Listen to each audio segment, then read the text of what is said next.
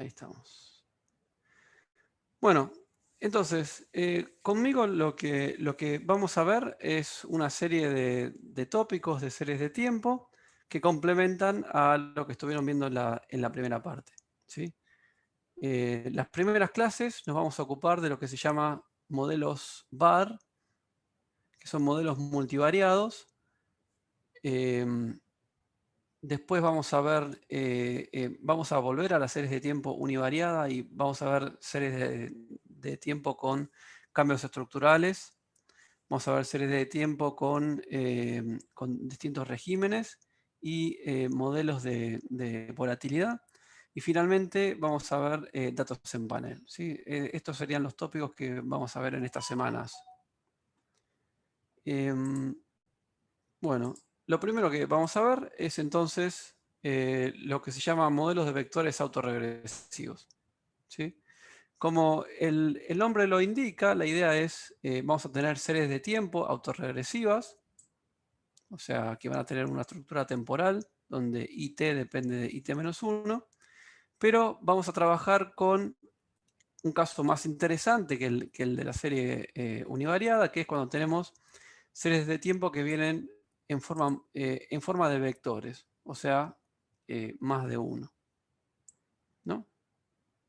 Estos modelos que se llaman VAR, ¿no? Son capaz las herramientas más usadas para todo lo que tiene que ver con macroeconomía,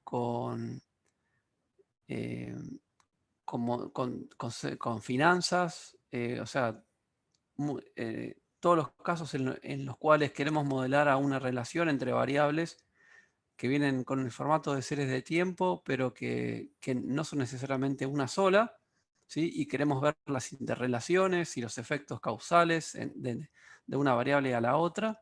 Todo eso entra dentro de lo que podemos llamar vectores autorregresivos. Em, Vamos primero a contar un poco cuál es la estructura de lo que nosotros queremos hacer, ¿no? Y vamos a trabajar con el modelo más simple, que sería el modelo que tiene dos variables, ¿sí? En el modelo de dos variables supongamos que son Y y Z. Entonces queremos modelar el comportamiento de Y y Z a lo largo del tiempo, ¿sí? Pero nos interesa ver la interrelación entre esas dos variables. Entonces, básicamente lo que vamos a tener es un sistema de ecuaciones. Vamos a tener que IT, la primera serie, es una función de ZT, ¿sí? O sea, básicamente están relacionadas. Fíjense que están relacionadas en el mismo momento del tiempo. Entonces acá una depende de la otra en el mismo periodo T. Y a la vez vamos a tener efectos que vienen como una típica serie de tiempo que viene a través de rezagos, ¿no? Entonces, IT va a ser explicado por IT-1 y también IT va a ser explicado por ZT-1, ¿no? Y al igual que en un modelo de regresión, como se ve en econometría 1, vamos a tener una parte, digamos, en cierta manera determinística, ¿sí? Donde IT es explicado por cosas, por parámetros que están fijos o por series de tiempo que son observables. Y también vamos a tener una parte aleatoria, que son estos W, ¿no? Entonces acá, para la primera serie de tiempo, la vamos a llamar W y T, ¿no? Pero lo interesante es que ahora lo mismo va a... sigue habiendo gente que todavía no entró, me parece. Un segundo.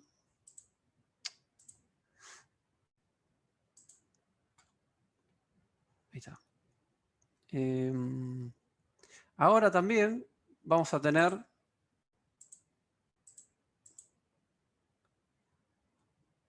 A ver, ahí está.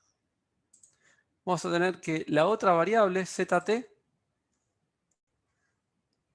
también tiene una estructura de la misma forma que tiene IT, ¿no? O sea, va a depender de YT en el mismo periodo de tiempo y también va a depender de una estructura de lags, más un error, un residuo, ¿sí? Que le da el componente aleatorio.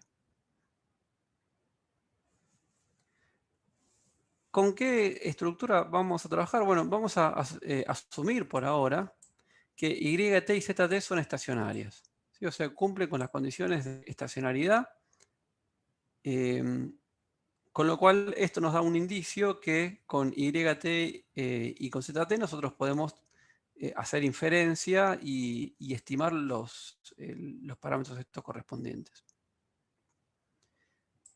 Y los shocks, estos que acá los llamo WIT y WZT, son básicamente lo que llamamos ruido blanco.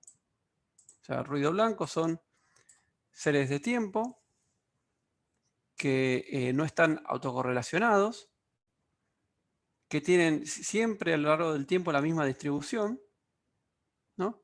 Que tienen media cero y que van a venir seguramente con una varianza que no necesariamente es la misma. O sea, WIT va a venir con sigma cuadrado IT y WZT va a venir con sigma cuadrado Z. Estos elementos los vamos a llamar shocks, ¿sí? La idea es entonces que el comportamiento de las series, ¿sí? Se va a ver afectado a lo largo del tiempo por la presencia de shocks, ¿sí? De cosas que no podemos controlar, que no podemos predecir, ¿sí? Eso básicamente es lo que nosotros mandamos al ruido blanco.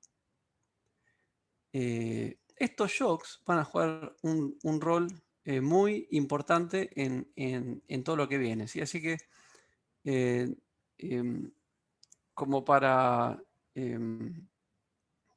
mencionar, digamos, poner un poco de más estructura y más definición a esto, ¿sí?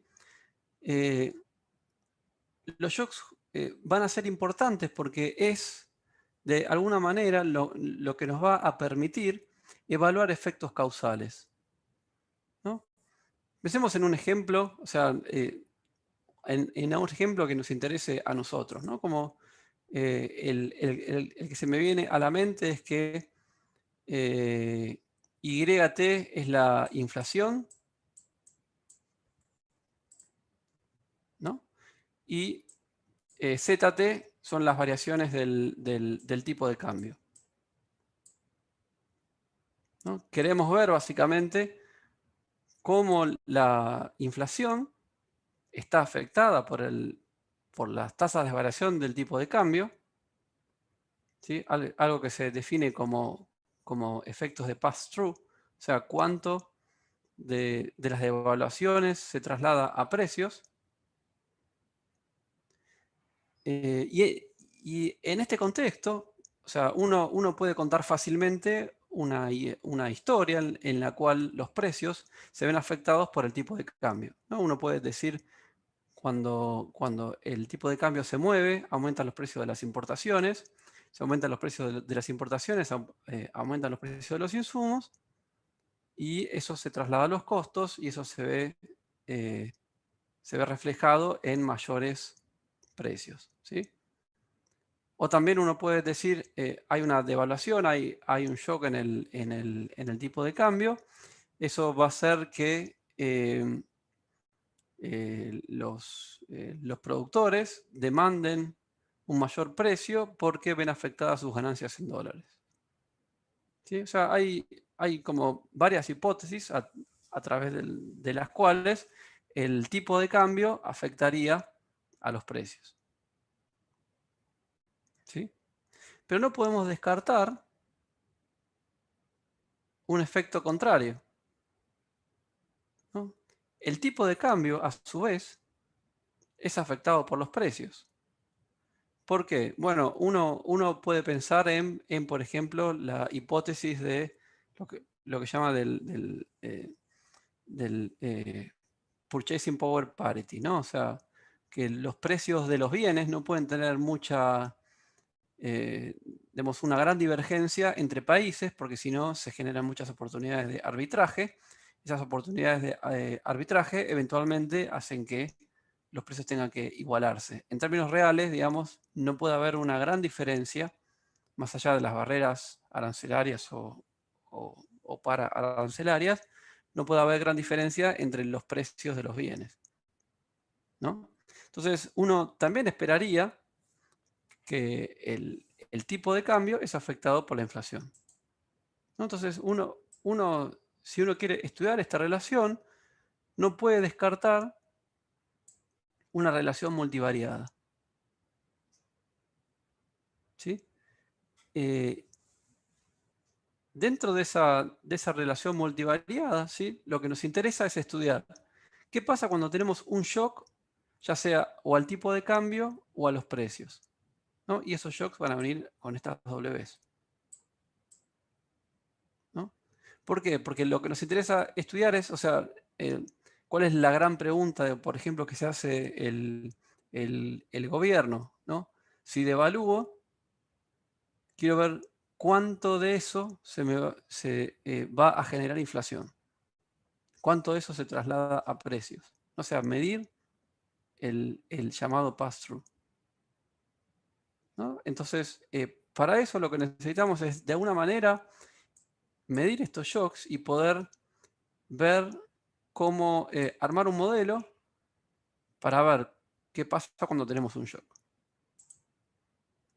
¿no? En la definición de shock, en realidad, ¿no? Lo que se dice es, un shock tiene que ser un evento que es exógeno, ¿sí? Se supone que lo que nosotros mandamos al error o estos llamados shocks tiene que satisfacer la característica de exogeneidad, básicamente que no la podemos explicar. Si la pudiésemos explicar, debería estar en el sistema, ¿no? A su vez, se supone que esos dos shocks no están correlacionados entre sí, ¿sí? Es como que unas son cosas que afectan al tipo de cambio y otras son cosas que afectan a la inflación. Y en realidad la idea es, representa como movimientos anticipados en las variables o nuevas noticias, ¿no? O sea, cosas, información que antes no teníamos y que aparece en cada periodo de tiempo. Entonces, con este sistema es con el cual nosotros queremos trabajar, ¿no? O sea, un sistema multivariado de interrelaciones entre las variables que tiene una relación que vamos a llamar contemporánea. Lo que pasa en T afecta a lo que pasa en T. Y también una relación autorregresiva porque se ve afectado por los rezagos.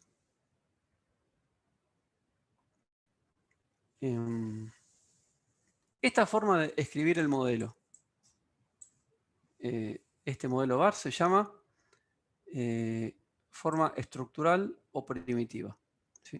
Vamos a ver que básicamente esto, si yo fuera capaz de estimar estos parámetros, yo voy a tener básicamente todo lo que necesito como para hacer inferencia y para evaluar en términos macro cuál es, por ejemplo, el efecto de una devaluación sobre los precios, ¿no? Estructural siempre, como indica, son los parámetros que a mí me interesan. Estos serían los parámetros estructurales, ¿sí?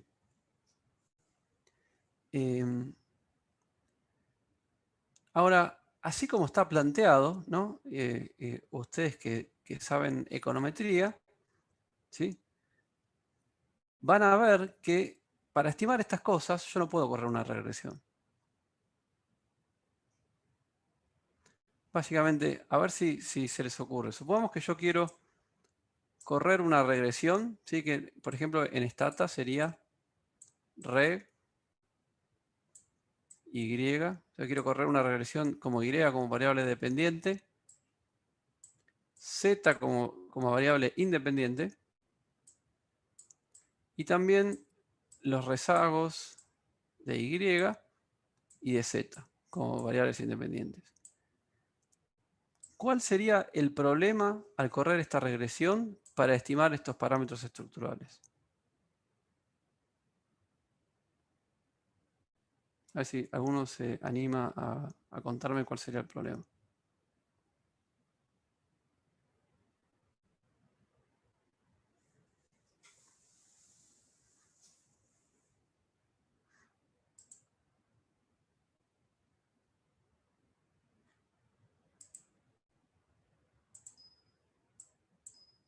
¿Alguno?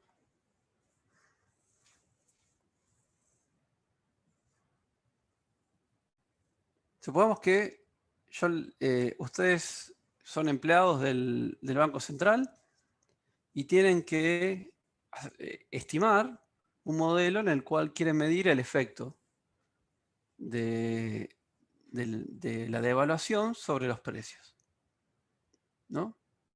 Entonces tienen dos variables, precios y tipo de cambio, ya sea en diferencias o en niveles, por ahora digamos, no nos interesa, y se les plantea este modelo y tienen que estimarlo y ustedes saben correr regresiones, modelos de regresiones, ¿no? ¿Cuál sería el problema con correr una regresión con este modelo?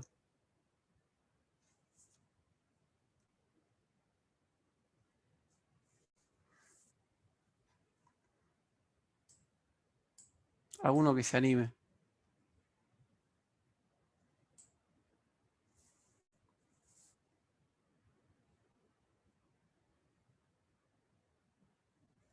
¿Ninguno se anima?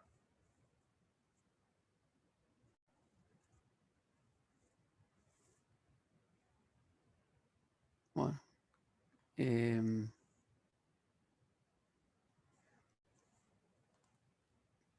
Piensen a ver si se les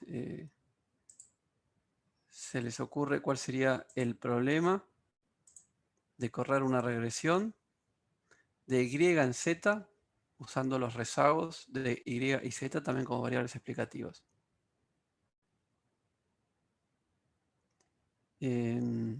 Después volvemos sobre esto, pero por ahora lo dejo como pregunta.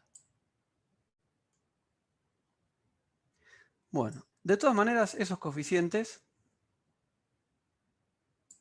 se interpretan de la misma manera que se interpretan los coeficientes en un modelo de regresión. Por ejemplo, B12. ¿No? Vamos a buscar qué es B12. B12 es este coeficiente, ¿sí?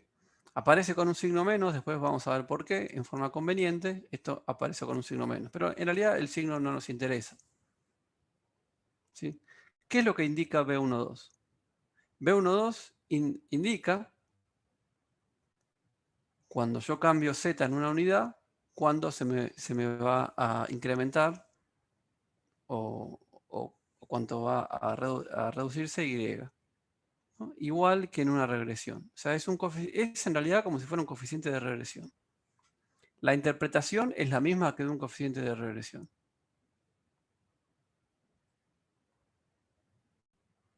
También puedo interpretar los coeficientes de los rezagos.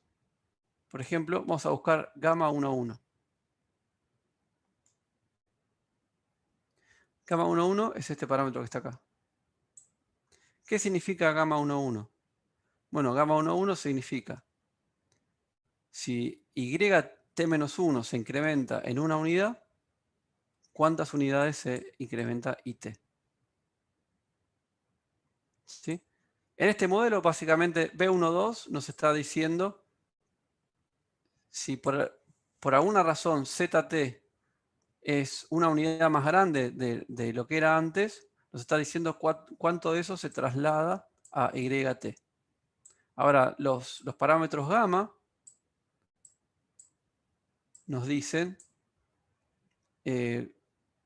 si en el periodo anterior, en T-1, la variable era una unidad más grande, cuánto de eso se traslada a hoy, ¿sí? Al igual que en una serie de tiempo, gamma 1,1, gamma 1,2, gamma 2,1. y gamma 2,2, ¿sí? Son los coeficientes, los llamados coeficientes autorregresivos, y se interpretan igual que un coeficiente autorregresivo.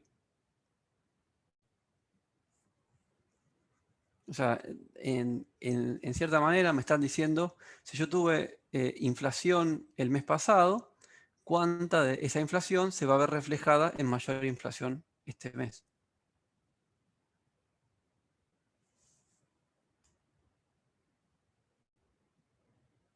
¿Sí? Acá les dejo la pregunta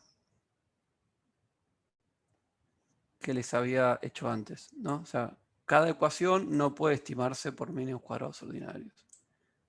¿Por qué? Bueno, esto es lo que quisiera que ustedes me indiquen por qué.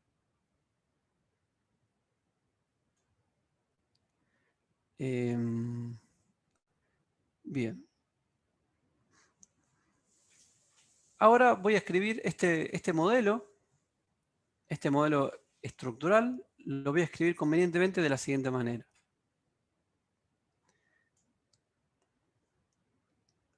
El parámetro B12 aparecía con un signo menos, convenientemente porque lo que voy a hacer es pasarlo al lado izquierdo de la igualdad. O sea, antes tenía IT igual menos B12ZT, ahora lo paso los efectos contemporáneos, lo paso para el lado izquierdo de la igualdad. Y ahora voy a escribir el modelo como si fuera un vector. La primera variable es IT y la segunda variable es ZT. ¿Sí? Ahora se ve claramente de dónde viene el nombre vectores autorregresivos. ¿Sí? Lo que estoy modelando es un vector. Del lado izquierdo de la igualdad tengo ese vector y también tengo una matriz que de alguna manera me condensa las relaciones contemporáneas entre las variables. Fíjense que en esta matriz lo que dice es, yo tengo en la primera fila 1 y B12. La primera fila, si hago multiplicación de matrices y vectores, la primera fila va a multiplicar fila, multiplica columna. Entonces, ¿qué es lo que me está indicando la primera fila y la primera columna? Bueno, yo podría escribir como IT más B12 ZT. ¿No? Esto es lo que me daría, esto es una matriz 2 por 2, multiplicado por un vector 2 por 1, me tiene que dar un vector 2 por 1. El primer elemento de ese vector va a ser esto que está acá. ¿No? Después a esto, al primer elemento se le va a ir asociado una constante.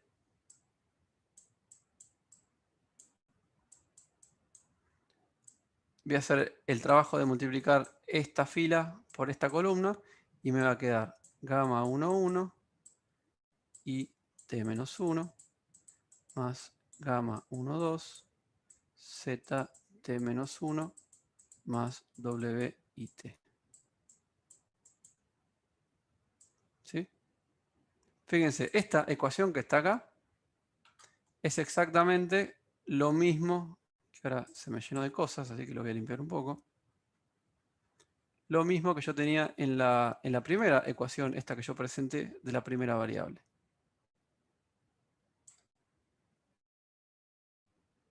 ¿No? Solamente que esto lo pasé para el otro lado, cosa que me quede del lado izquierdo las variables en sus valores contemporáneos en el tiempo t, y del lado derecho los rezagos y los shocks. Profe, una pregunta. Sí. ¿Puede ser que este modelo no se pueda estimar por mínimos cuadrados ordinarios porque haya autocorrelación? Y nosotros vimos que cuando hay autocorrelación viola los supuestos clásicos y el estimador de mínimos cuadrados ordinarios no existe. Eh,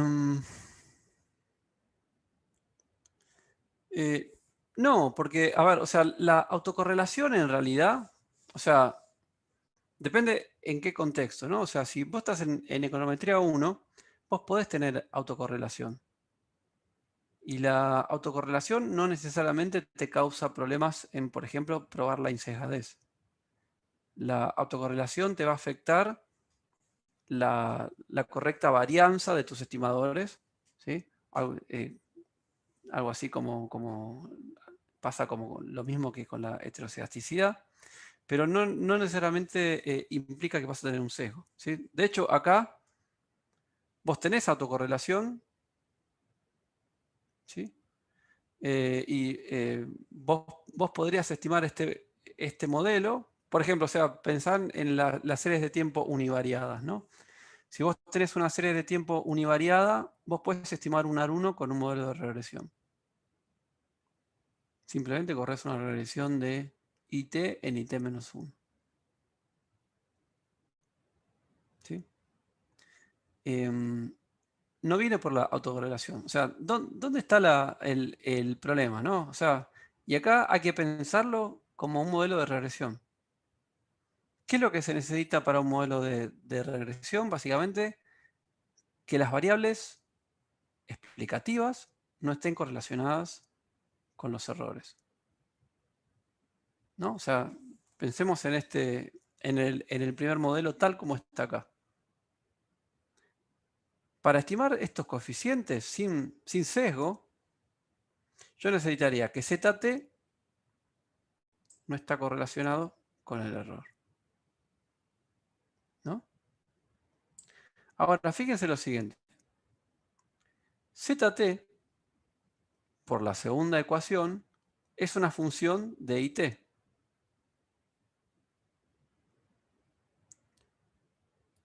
Adentro de IT, ¿qué hay? Bueno, de vuelta, todo esto es como un proceso circular, ¿no? Yo podría ir reemplazando iterativamente, ¿no? Hagamos esto una vez, miren. Primero voy a limpiar bien, así empezamos.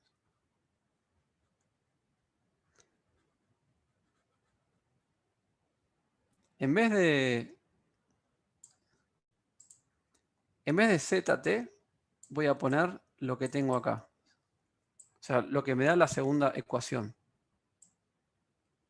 ¿no? Entonces, me va a quedar gamma 2,0 menos B21 IT más gamma 2,1 y IT menos 1, todo esto, ¿no? Pero lo importante es que ZT contiene IT. IT contiene WIT. Entonces, bajo ninguna circunstancia voy a poder decir que esto es una variable que cumple con los criterios de exogeneidad para una regresión. O sea, ZT contiene IT, IT contiene WIT. Entonces estas dos cosas están relacionadas porque esta está dentro de esta. ¿Sí? Esto se llama sesgo por ecuaciones simultáneas. Es el nombre específico que tiene esto. O sea, se genera un sesgo porque en realidad tenemos que se determinan simultáneamente,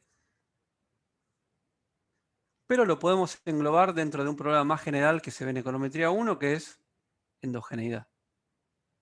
Por construcción, este modelo sufre de endogeneidad. Entonces, si corremos una regresión, como yo les había planteado acá, no vamos a estimar beta 1,2, sino que vamos a estimar beta 1,2 o B1,2, perdón, con un sesgo. Y ese sesgo, en realidad lo podemos hallar, simplemente ir. Si yo hiciera ese proceso iterativo muchas veces, voy a poder llegar a una expresión que me va a dar cuánto va a ser ese sesgo. Sí, pero ya con decir, mira, IT como función de ZT sufre problemas de endogeneidad por esto que yo les dije, ¿no? Y esto es algo que vamos a tener que arrastrar hacia adelante en varios contextos, y de hecho es como que, en cierta manera, la agenda de lo que vamos a hacer es tratar de ver cómo hacemos para solucionar ese problema, ¿no? O sea, es como que no es entonces tan fácil modelar estos modelos multivariados, porque casi por construcción no vamos a poder estimar los parámetros porque sufren de problemas de endogeneidad.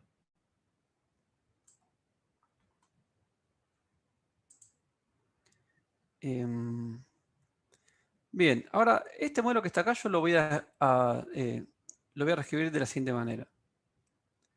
A esta matriz la voy a llamar B sub 0. A las variables la voy a llamar xt. O sea, xt es un vector ahora que tiene, en este caso, para este ejemplo, dos variables. Después va a tener más, puede potencialmente tener muchas más.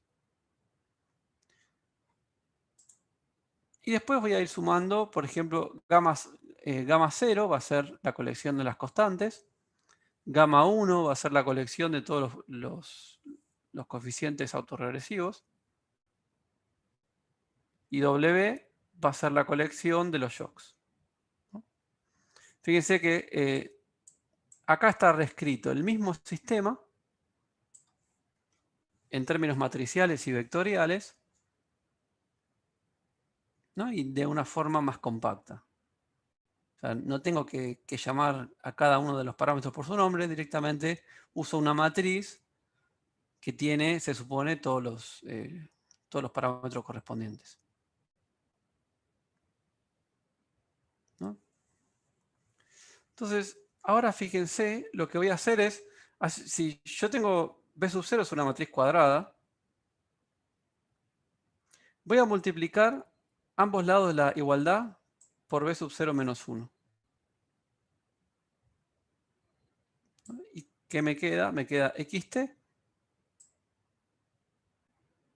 que es una función de B sub 0 menos 1, a la menos 1 multiplicado por gamma 0. Eso lo llamo A sub 0.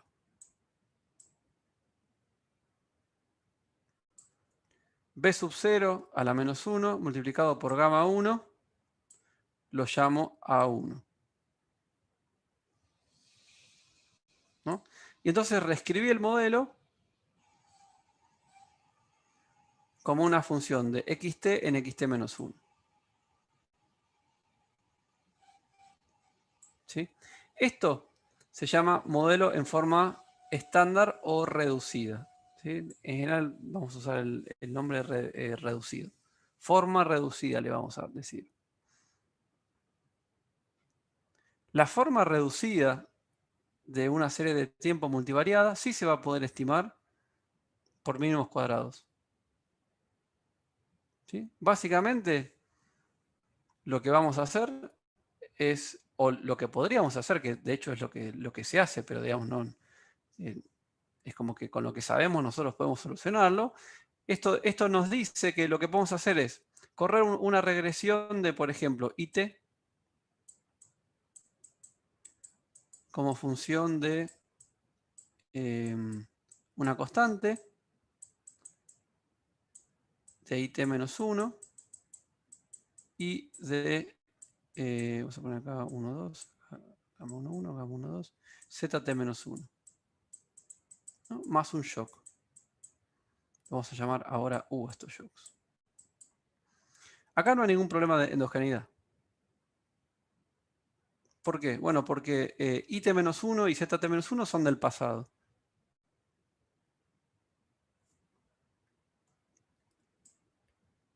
¿Qué hay en estos shocks U, en este vector UT que tenemos acá? Bueno, no sé todavía qué hay, pero son combinaciones de los shocks del presente. Por supuesto, estas dos cosas no están relacionadas. Lo que pasa en T-1 no está relacionado con los shocks en T, ¿no? Entonces, no hay problemas de endogeneidad. Esto lo puedo estimar. De hecho, es una característica de los modelos de series de tiempo multivariados. Yo puedo estimar los...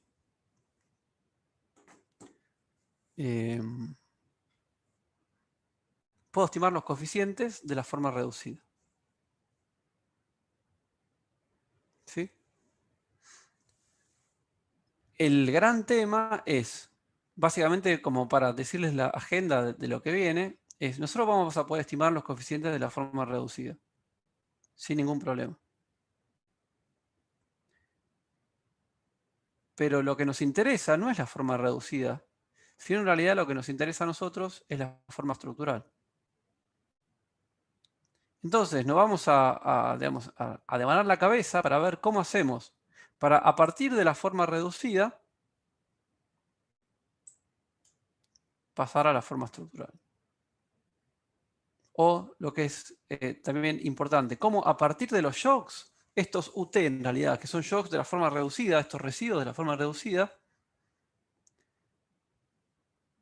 cómo podemos hacer para identificar los shocks de la parte estructural.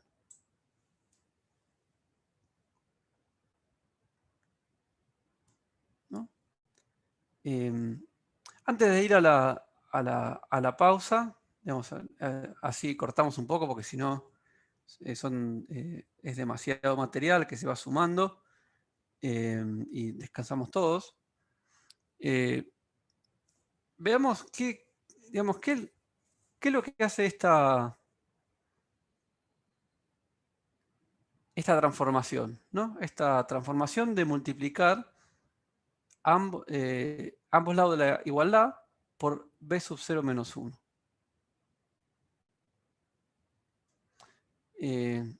Yo les pediría que después en sus casas, tranquilos, revean todo aquello que vieron en álgebra matricial y que me calculen la inversa de esta matriz. ¿Sí? O sea, que ustedes agarren esta matriz y le calculen la inversa con el método que a ustedes les parezca. ¿Sí? O sea, que me calculen, digamos, cómo se ve b sub 0 menos 1.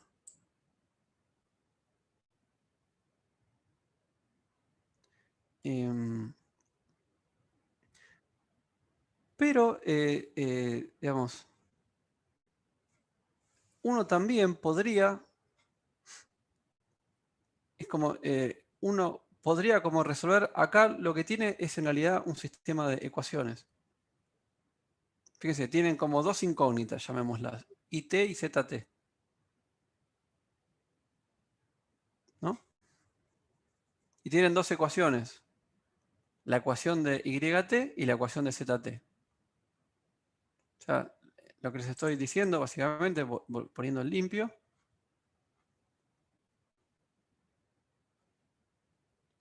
¿de dónde partimos? Nosotros partimos de esto que está acá. De un sistema de ecuaciones de dos variables y dos ecuaciones. ¿No? Si ustedes despejan también IT, o sea, hallan la solución a este sistema, donde quieren IT como función de todo lo demás y ZT como función de todo lo demás, ¿sí? Van a llegar a la misma solución, que es la que yo les pido que analicen calculando la inversa de esta matriz.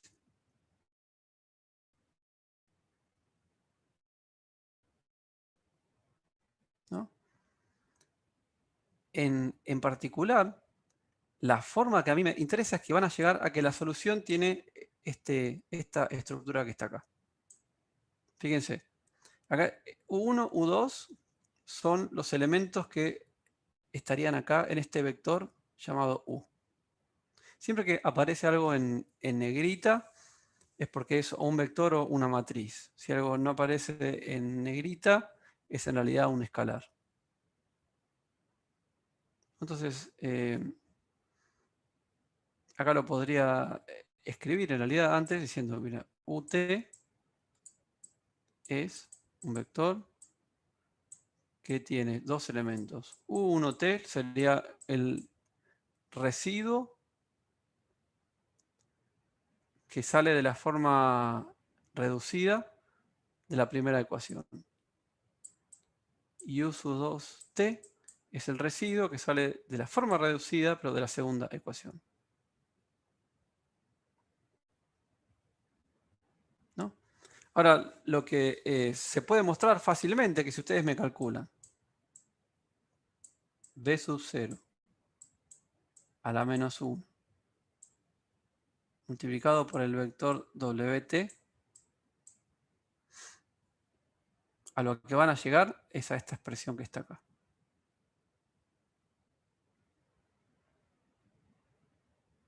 ¿Sí? A lo que van a llegar es a que el primer componente, U sub 1T, es una combinación lineal de los dos shocks estructurales. O sea, W sub IT y W sub ZT. El segundo componente, el U sub 2T, también es una combinación lineal de WZT y WIT. ¿De qué depende esa combinación lineal? No, depende de estos dos parámetros. B12 y B21.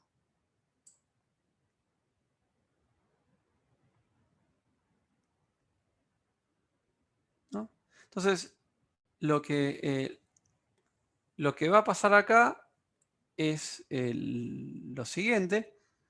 Nosotros empezamos con un modelo, digamos, súper limpio, ¿no? Donde tenía shocks que eran cosas exógenas, eventos exógenos, nueva información que se iba agregando en cada periodo de tiempo.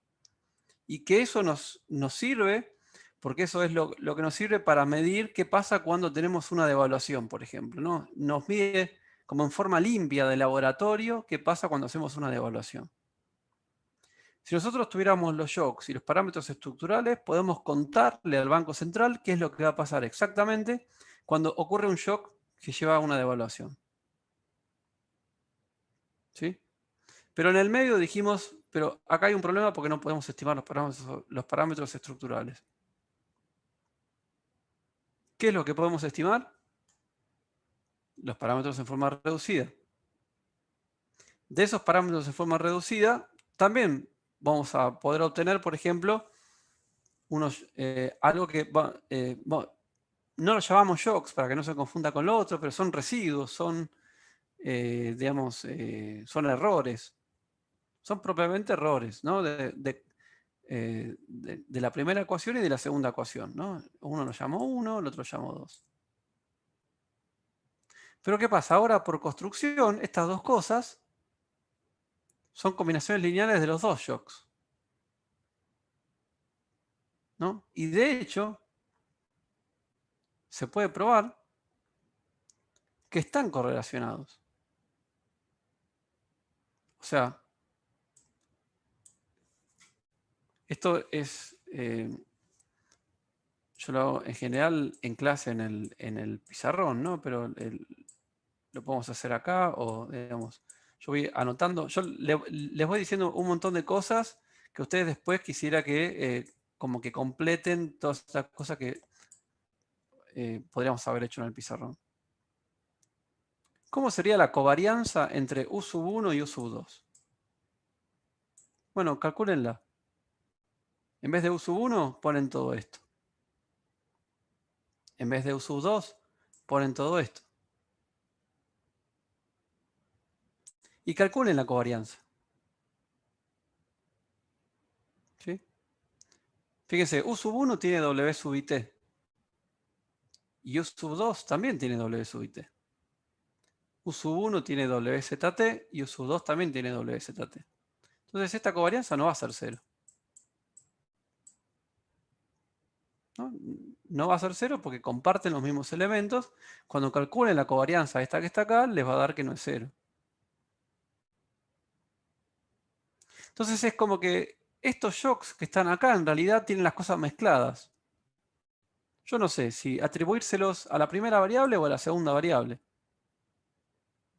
O sea, en realidad no me sirven para la idea de tener un evento exógeno, un shock, algo que me permite identificar el efecto de la devaluación sobre los precios. De la forma reducida, yo no voy a poder hacer ese trabajo porque se me van a mezclar las cosas.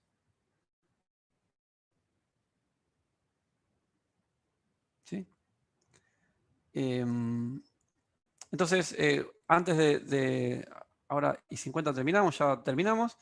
No terminamos, digo, hacemos una pausa de 10 minutos, pero lo que quería decirles es, calculen la inversa de esta matriz. Calculen qué pasa cuando multiplican esta matriz con, por ejemplo, los vectores W. ¿Sí? O sea, de acá, muéstrenme cómo llegar acá. ¿No? Y por otro lado, les dejo también que calculen la covarianza entre estas dos cosas, entre U sub 1 y U sub 2. ¿Sí? Bueno, bueno, hagamos una pequeña pausa, ¿sí? Son las 4:50. A las 5 y 1 minuto, 5 y 2 minutos, retomamos, ¿sí? Si tienen preguntas, en cualquier momento me pueden hacer.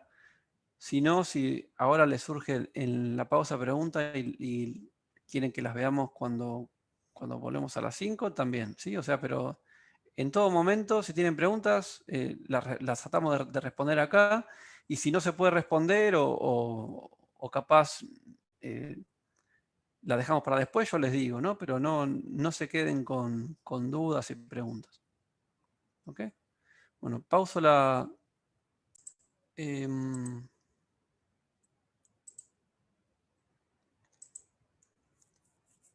entonces, básicamente, lo que está pasando acá es que la forma reducida de analizar estos modelos no puede lo que se llama identificar los elementos que están en la forma estructural. Y lo que nos interesa es la forma estructural. ¿Sí?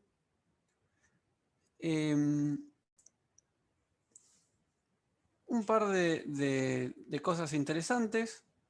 Vamos a trabajar con estos errores U1 y U2 del modelo reducido. ¿Sí? Se puede probar que tienen media cero.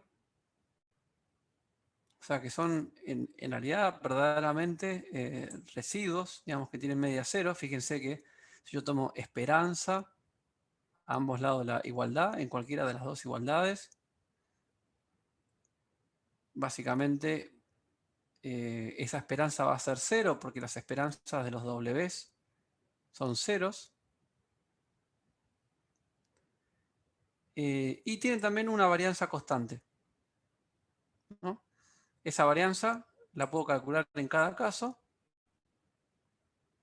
¿sí? Y va a tener esta forma que está acá. Fíjense, calculen, por ejemplo, acá, ¿no? O sea, la varianza de U sub 1 es la varianza de todo esto. Entonces es la varianza de W y T, que la llamamos sigma cuadrado y T. La varianza de WZT, que la llamo sigma cuadrado ZT. Después esta constante, esto que está dividiendo, 1 menos B sub 1, 2, B2, 1, sale afuera al cuadrado, cuando calculo la varianza. ¿Sí? El B1, 2, que acá está como negativo, aparece como positivo al cuadrado. Y por último, lo que es importante para, por ejemplo, hacer este cálculo es que cuando calculen la varianza, ustedes tienen que tener en claro que W sub IT no está correlacionado con W sub ZT. ¿No? Entonces, estos resultados algebraicos y estadísticos, ¿sí? son importantes, ¿sí? Con lo cual, digamos, podemos decir que es un ejercicio interesante para retomar después más adelante. Bien. Vamos ahora a avanzar con eso que sí podemos trabajar, que es con la forma reducida, ¿no? Una pregunta que podemos hacer a un modelo de la forma reducida es si corresponde a un modelo estacionario o no estacionario. ¿Sí? Y en realidad lo que pasa acá es que digamos, la estacionalidad tiene que ser evaluada en forma eh, conjunta, ¿no? Porque, o sea, si uno se fija en la estacionalidad, ¿no? O sea, vamos al modelo univariado como los que vieron con Lorena, ¿no? ¿Cómo básicamente evaluábamos si teníamos cómo decíamos que el modelo era estacionario? Bueno, en realidad lo que hacíamos era nos fijábamos, ¿no? Por ejemplo, en el AR1, nos fijábamos si estos coeficientes, ¿no? eran menores a 1 en valor absoluto, ¿no? Porque la idea es que si son mayores a 1, o sea, porque, o sea, ¿de dónde viene esto? Porque yo puedo reemplazar iterativamente hacia atrás, ¿no? Usando el resultado que un AR1 eh, es, eh, es un MA, o sea, un promedio móvil con infinitos rezagos, ¿no? Y esos rezagos se me van a ir sumando hacia atrás, ¿sí? Y para que el pasado lejano no tenga una influencia sobre el presente, lo que tiene que pasar es que el efecto de ese pasado se me tiene que ir decayendo, ¿no? Y para que eso pase, el alfa 1 tenía que ser menor a 1 en valor absoluto.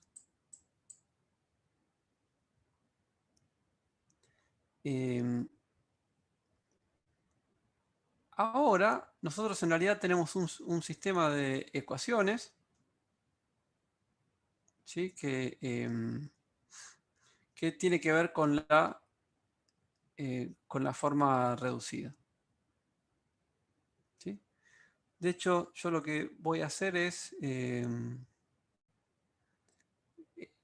como estas cosas las hago siempre en el pizarrón,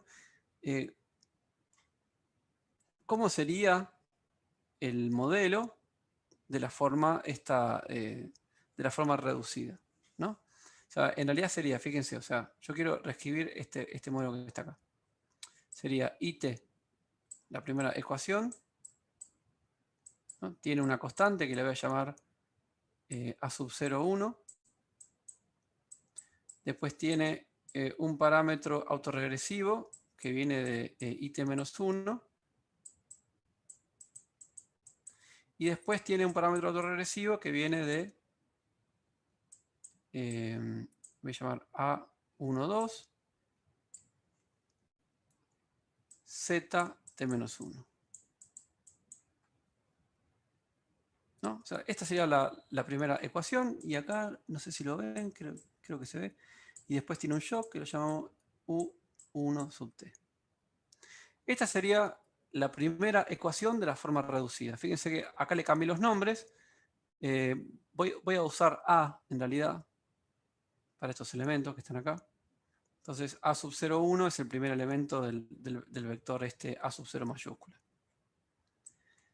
ZT también lo podría escribir de la misma manera. A sub 0, 2 más A sub 2, A2, 1 y T-1 más A2, 2 Z T-2 más U sub 2T. ¿No? Esto que está acá es en realidad es el modelo para dos variables el modelo bar en forma reducida, ¿no? Ahora no tengo algo igual a lo que tenía antes, como un modelo autorregresivo, porque tengo dos variables. Entonces no me puedo fijar solamente en qué pasa con esto. Me tengo que fijar conjuntamente qué pasa con esto, con esto, con esto y con esto. O sea, la estacionariedad la vamos a tener que ver buscando los coeficientes autorregresivos, pero ahora son más coeficientes autorregresivos, no uno solo. Aun cuando en este modelo simple que nosotros tenemos acá, solamente, y digamos, cada variable en t depende solamente de lo que pasa en t-1. Pero como son dos, depende de lo que pasa en t-1 en una y lo que pasa en t-1 en la otra.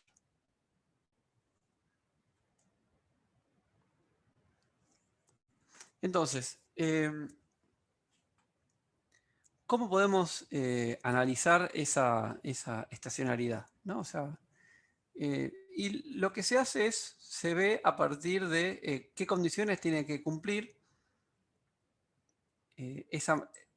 la matriz de rezagos, ¿no? Que en realidad es A1. Vamos a ver qué necesitamos que ocurra para que A1, digamos, no tenga un comportamiento convergente y que no nos genere una serie de tiempo que es explosiva. Y básicamente, ¿de qué depende? Fíjense que si yo voy reemplazando iterativamente, como yo haría con un alumno, como si fuera un escalar, ¿no? Voy reemplazando iterativamente, o sea, xt es una función de xt-1, xt-1 es una función de xt-2, entonces reemplazo. Después me queda como una función de xt-3, reemplazo, y así voy reemplazando muchas veces hacia el pasado.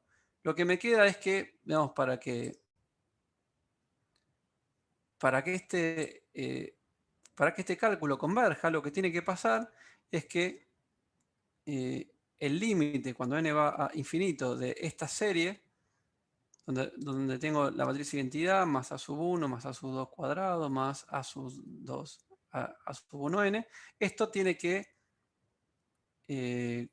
converger, y si converge a la inversa de este tipo, y menos a sub 1 a la menos 1. Entonces, de alguna manera,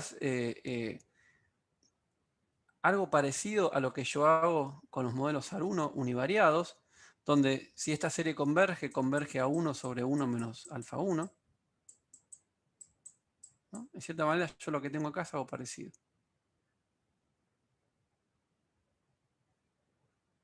Entonces, tengo que poner condiciones para que las mismas condiciones son las que tengo que buscar para que i menos a1 sea no singular, o sea invertible. Esta inversa exista.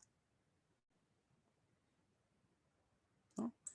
Y ahí en realidad no nos vamos a ver en los detalles porque, o sea, podríamos ver para dos variables, pero después, cuando tenemos más variables, en realidad necesitamos una, digamos, una fórmula que nos diga básicamente si el sistema es estacionario o no es estacionario, ¿sí? Pero créanme que básicamente depende de los coeficientes de los rezagos, o sea, depende de los coeficientes que tengamos en la matriz A1, ¿sí? Y esos coeficientes los podríamos ver de la siguiente manera. Necesitamos que las raíces del determinante de i menos a1, ¿sí? O sea, las raíces de esta ecuación que está acá, esta ecuación cuadrática, ¿sí? Sean, o sea, es una ecuación cuadrática, tiene dos raíces, necesitamos que esas dos raíces tengan una solución por fuera del círculo unitario. ¿Sí?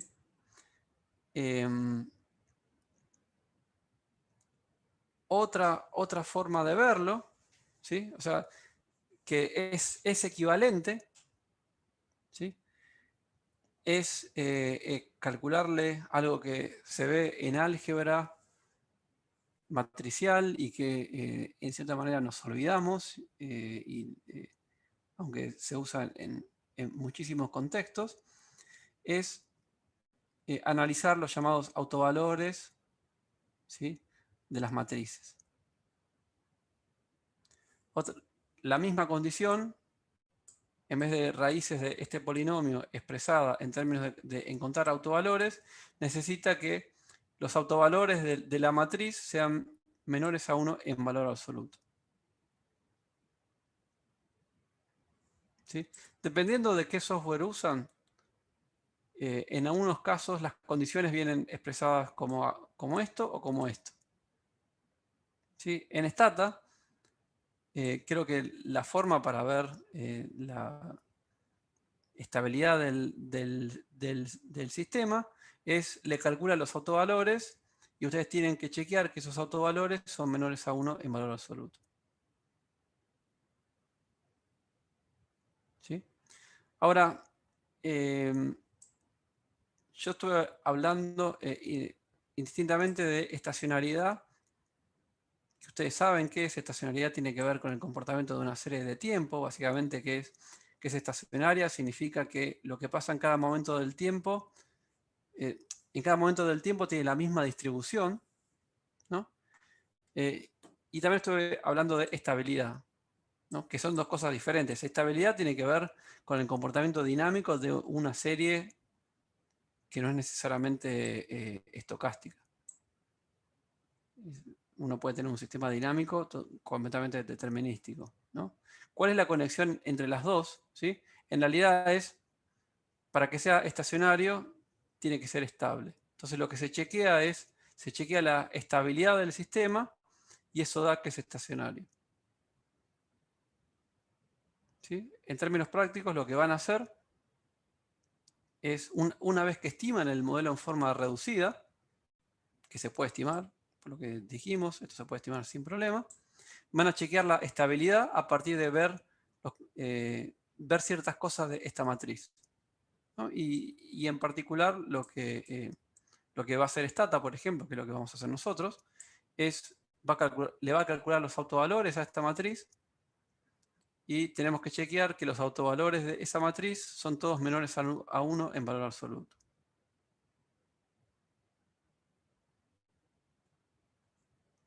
¿No?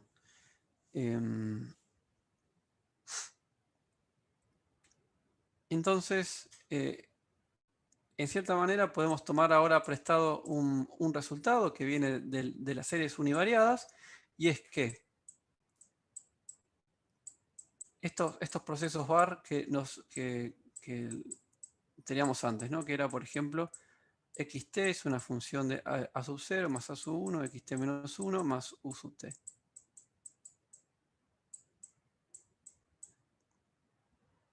¿No? Si nosotros tenemos estacionalidad de este proceso multivariado, entonces podemos hacer algo parecido a lo que hacíamos con los AR, que nosotros tenemos que un AR1 básicamente se podía invertir en un MA de orden infinito.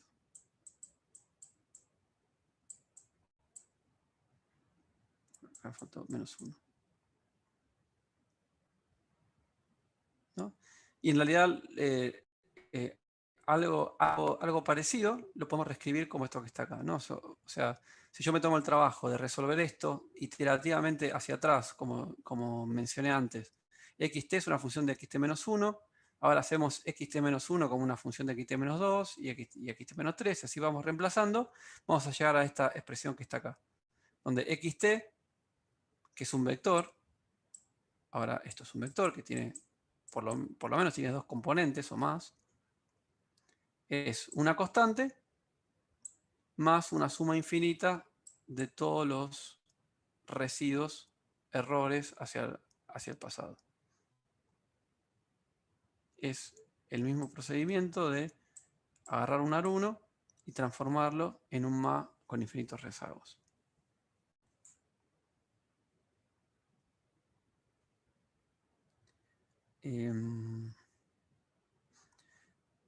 Lo que quería hacer ahora es, salvo que haya alguna pregunta o algo que no haya quedado, o dudas o lo que tengan.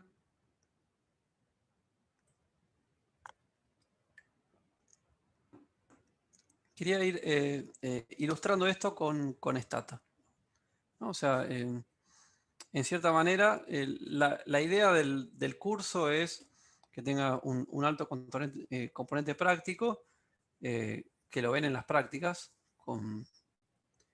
eh, con Laura y con los otros ayudantes, pero también sirve verlo a la par que uno ve la teoría. Un segundo, voy a compartir ahora Stata. ¿Sí? Ven acá la base de datos, o sea, ven acá la pantalla de Stata, ¿no? No. Ahí está. Ahora. Ahí están viendo la pantalla, ¿no? Esta es la base de datos que viene con para ilustrar los ejemplos de Stata, ¿sí? Link en la diapositiva. Y es una base de datos que básicamente tiene 3 variables, ¿sí? Nosotros veníamos trabajando con 2, ahora lo vamos a ilustrar con 2, pero después vemos que para 3 es lo mismo, ¿sí? Que son datos macro de ingreso, consumo e inversión, ¿no? Entonces, digamos, la idea es, para cualquier modelo macro, se supone que, por ejemplo, ¿no? Digamos, el consumo tiene un comportamiento que no es necesariamente autónomo de la inversión. Y la inversión tiene un comportamiento que no es necesariamente, digamos, independiente de la inversión, ¿no? Entonces, si uno, por ejemplo, ¿no? O sea, vamos a ver cómo se ven estas series. Inversión, ¿cómo se llama? Inversión y otro se llama consumption.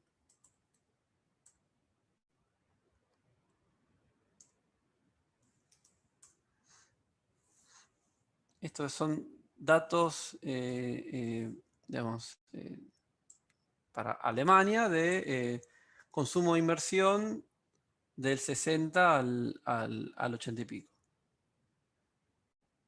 ¿no?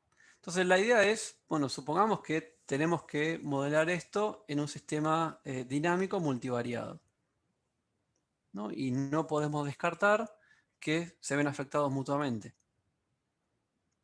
O sea, uno puede pensar que si por alguna razón el consumo aumenta, eso hace que las firmas quieran invertir más y eso va a hacer que aumente la inversión. Ahora también cuando aumenta la inversión puede ser que por un proceso keynesiano, más inversión significa más multiplicador, significa más consumo, o puede ser que más inversión en realidad hace crowding out de consumo y entonces si hay como digamos, si uno quiere invertir más, necesariamente tiene que bajar el consumo, ¿sí? A priori no, digamos, no tengo ninguna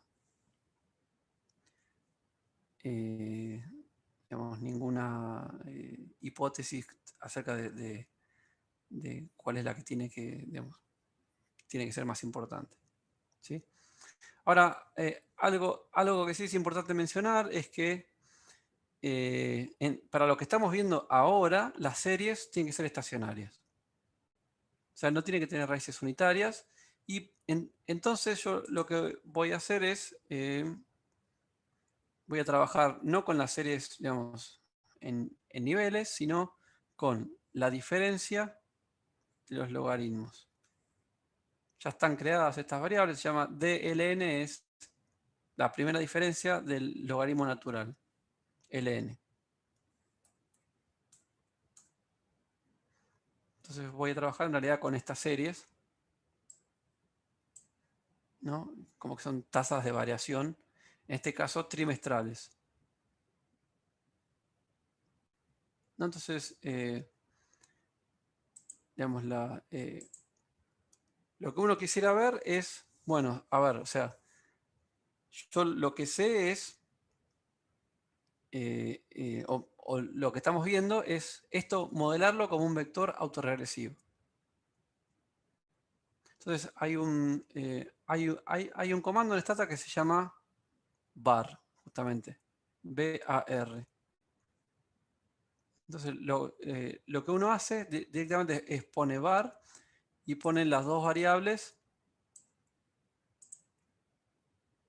en este caso la, la tasa de crecimiento de la inversión y la tasa de crecimiento del consumo para ver cómo se comportan, ¿no? Y dado lo que nosotros tenemos, vamos a modelar este vector de dos variables solamente con un lag, ¿no? O sea, que es lo que veníamos escribiendo hasta ahora.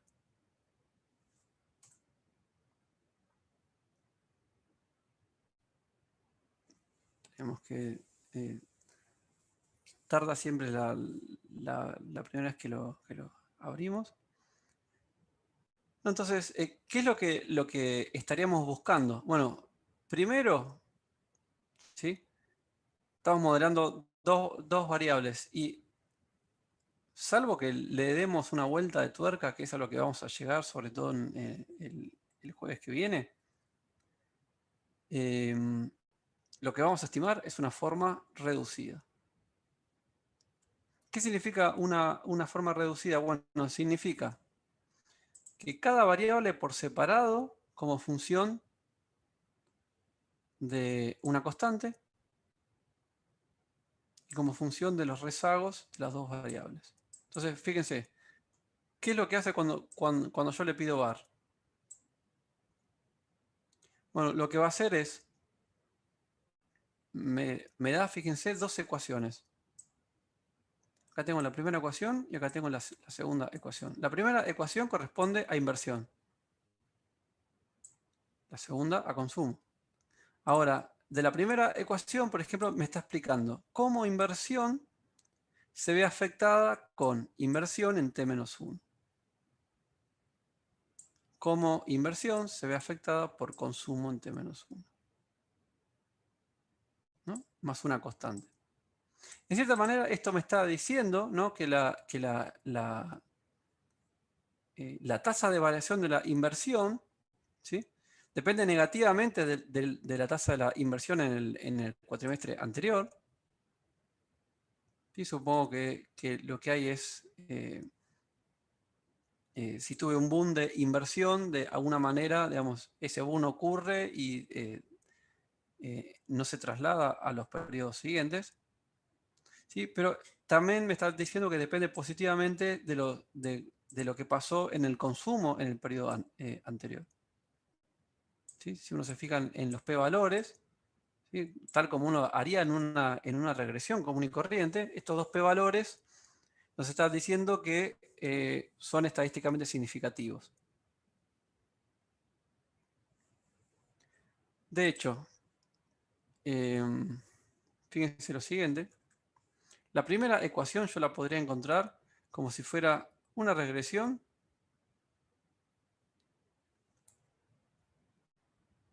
o sea, como si fueran mínimos cuadrados ordinarios, donde la variable dependiente es la tasa de variación de la inversión y la variable independiente son los rezagos de la tasa de inversión de variación y de la tasa de inversión del consumo. ¿Sí? Fíjense, los números menos 22,84 son exactamente los mismos.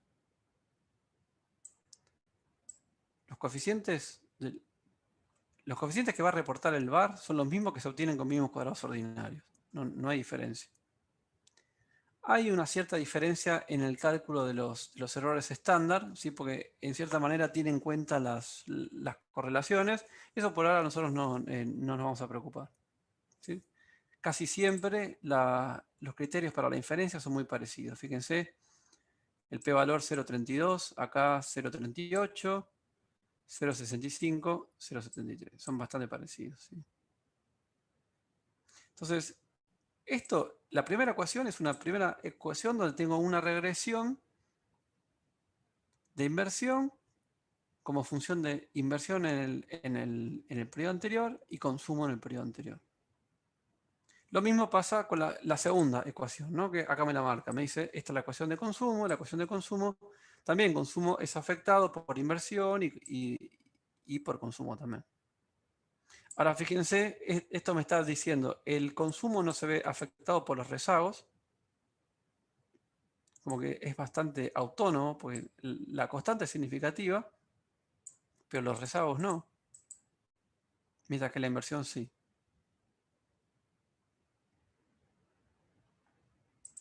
¿No?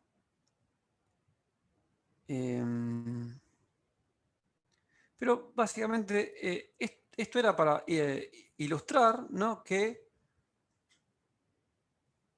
lo que uno hace, lo que estamos haciendo es en realidad modelos de regresión, simplemente que varios modelos de regresión a la vez.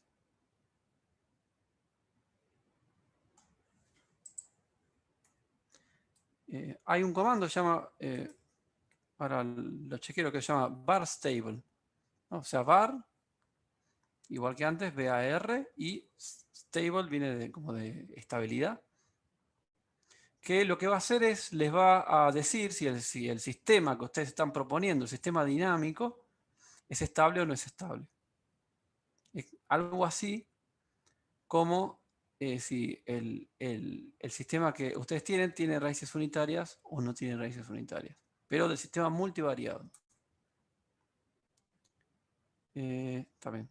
O sea, eso corre solo después de que la última instrucción fue el var. Entonces lo corrí de vuelta y ahora sí le pido la estabilidad. ¿No? Entonces, ¿cómo va a chequear esta estabilidad? Bueno, la chequea con el criterio de los autovalores, ¿sí? Acá dice Eigenvalue Stability Condition. ¿Qué se supone que tienen que cumplir estos dos autovalores? Bueno, el tema es que cuando tenemos más de dos variables, los autovalores pueden ser reales o pueden tener parte imaginaria, ¿sí? Pero de todas maneras lo que nos interesa chequear es que el módulo de esos autovalores es menor a 1 en valor absoluto. Y esto es lo que reporta acá. Las dos raíces, no las dos raíces, los dos autovalores son menores a 1, ¿no? Y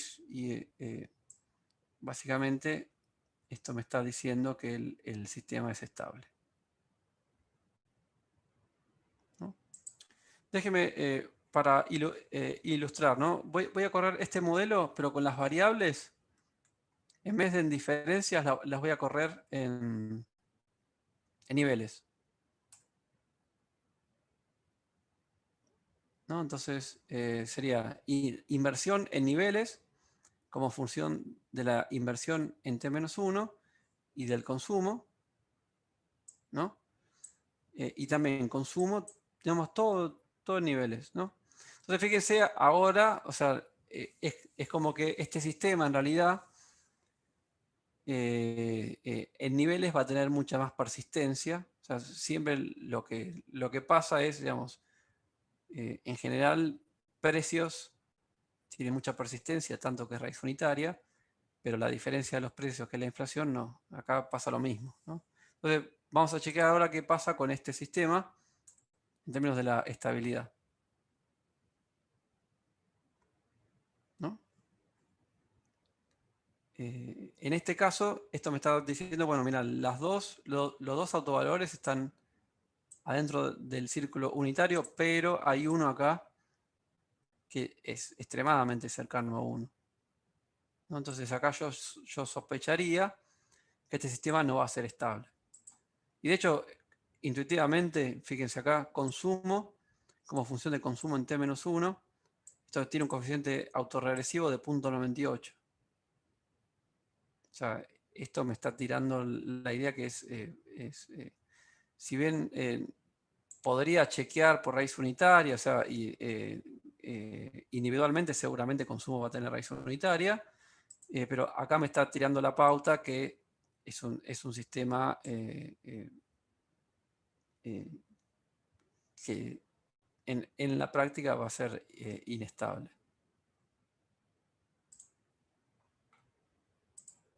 ¿Sí?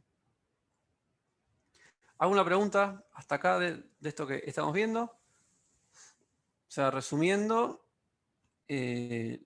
ahora les estoy contando cómo funciona un modelo VAR en forma reducida, cómo se estima en Stata,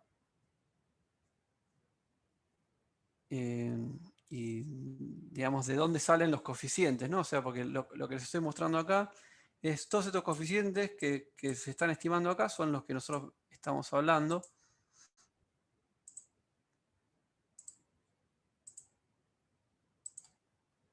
En esto que yo le fui, a ver si, acá, ¿no?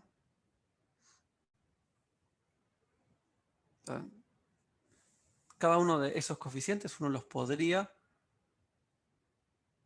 eh, asociarlos a estas letras. Esta es la constante, es el parámetro autorregresivo de uno, de otro, y así sucesivamente. Bien. ¿Alguna pregunta?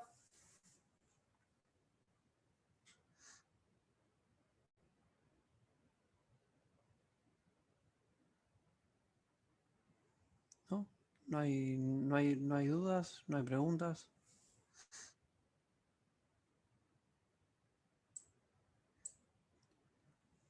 Bueno.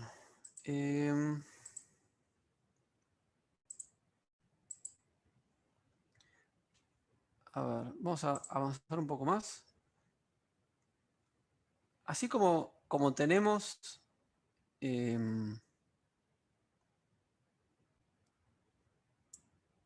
hasta ahora, digamos, en el ejemplo que de 2×2, bueno, o sea, en realidad de dos variables y un rezago, está bueno porque se puede resolver todo analíticamente, ¿no? Ahora esto se puede generalizar para más variables, ¿sí? Acá K sería la cantidad de variables genérica.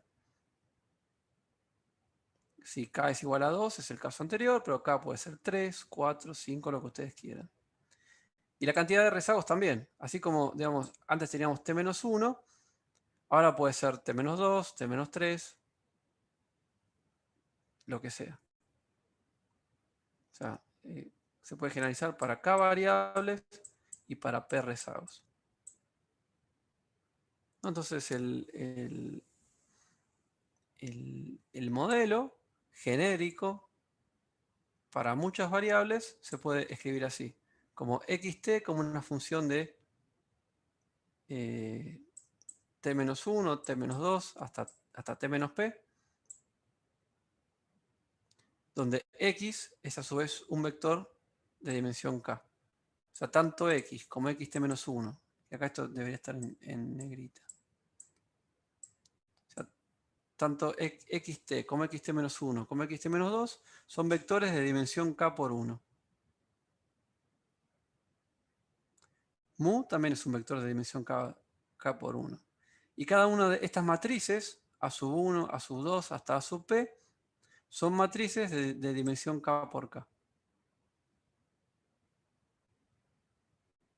Finalmente, U sub t también es un vector de dimensión k por 1 que contiene los residuos del modelo de este modelo de vectores autorregresivos en forma reducida, ¿sí? Uno para cada ecuación.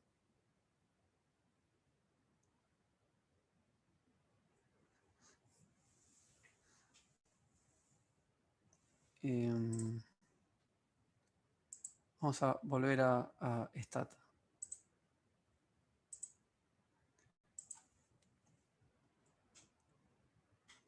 ¿Cómo sería un modelo que tiene, o sea, en realidad no hay ninguna limitación, ¿no? O sea, así como tenemos, así como primero lo corrí con 2 variables, ahora lo corro con 3, le agrego ingreso, ¿no? O sea, queremos ver cómo el ingreso afecta el consumo y afecta la inversión, pero también cómo el consumo y la inversión afectan el ingreso. Entonces tengo las 3 variables, lo agrego en este sistema y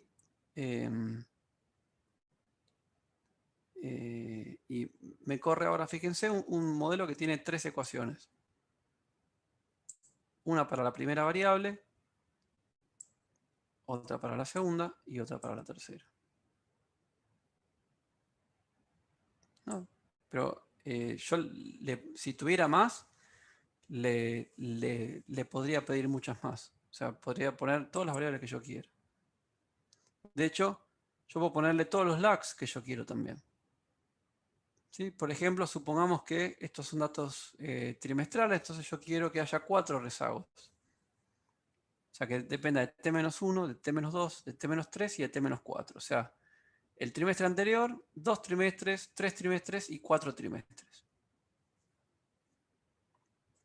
Entonces, lo que hago es escribo lags 1/4, me va a poner los 4 rezagos. Y me va a estudiar un modelo muchísimo más grande, fíjense. De vuelta, tiene 3 ecuaciones, una para cada variable. Dentro de cada ecuación tiene cada una de las variables como función de los rezagos de las otras. Pero como le pedí 4 rezagos, ahora va a poner el rezago 1, rezago 2, rezago 3, rezago 4. ¿No? Y lo mismo para las otras variables.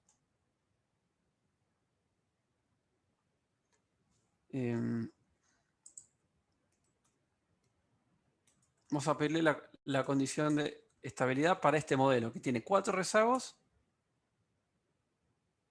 y 3 variables. ¿No? Entonces, esta matriz ahora en realidad lo que va a calcular es, va a calcular una condición de estabilidad que tiene, o sea, va a tener que calcular en realidad una matriz más complicada que no sale igual que la otra, pero que básicamente lo que podemos pensar es que sale de una colección de distintas matrices que forman una matriz más grande, y esa matriz más grande va a tener una dimensión que tiene K por P. Entonces va a tener que calcular K por P autovalores, ¿no? Y acá me los pone todos. Y fíjense, algunos son reales, otros son imaginarios. O sea, tienen una parte real y una parte imaginaria. Y de cada uno de esos le calcula lo que se llama el módulo de los autovalores, que es la raíz cuadrada de la parte real al cuadrado más la parte imaginaria al cuadrado. Eso es lo que tiene que ser menor a 1. Y en todos los casos, fíjense, son todos números que son menores a 1. O sea, se cumple la condición de estabilidad.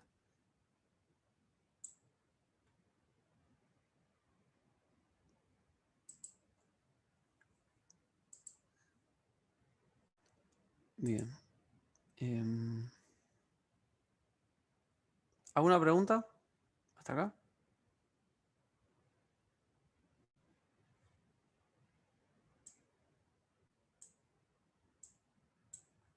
¿Dudas?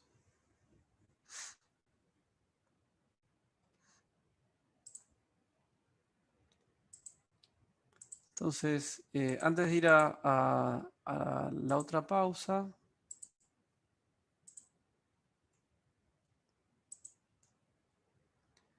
em, que- quería,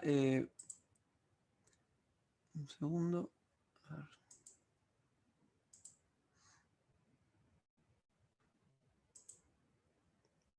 segundo.